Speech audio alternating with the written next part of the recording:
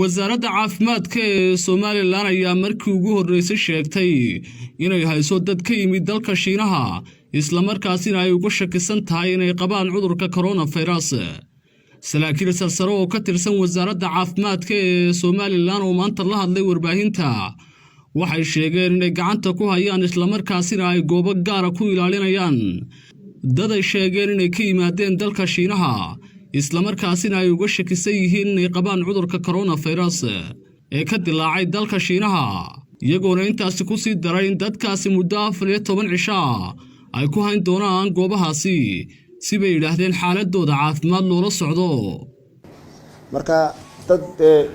way socdaan dadku Soomaad garan marka qofka marka la baaro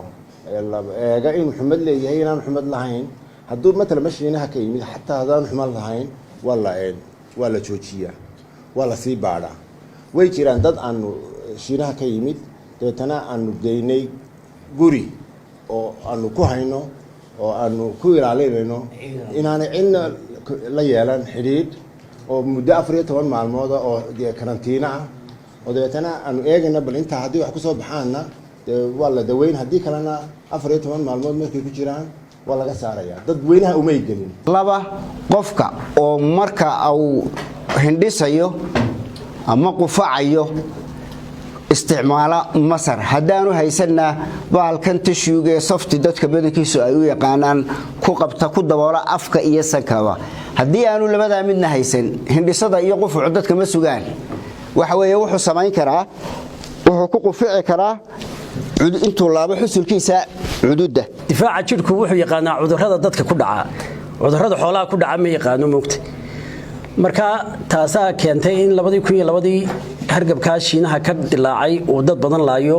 kan geeluna oo laayo kan wuxuu kii hore kaga fiican yahay dilmadiisa aad u yar dadka sidoo u leynayo aad ugu yarto ilaa imika intaan ognahay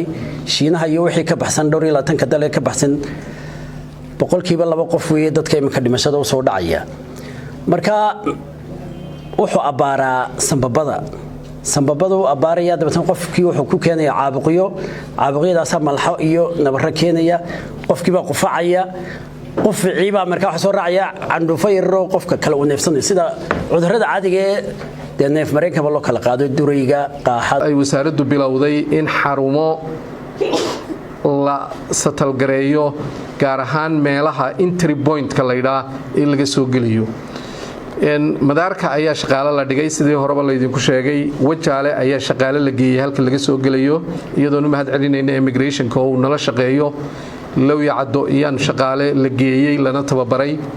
berbera ayaa sidaas soo gal la geeyay barigana meel ka mid ah waxa la geeyay meelaha entry point-da shaqaale tababaran. Abdul Jabbar Maxamed Xuseen Television Kariel Hargeysa.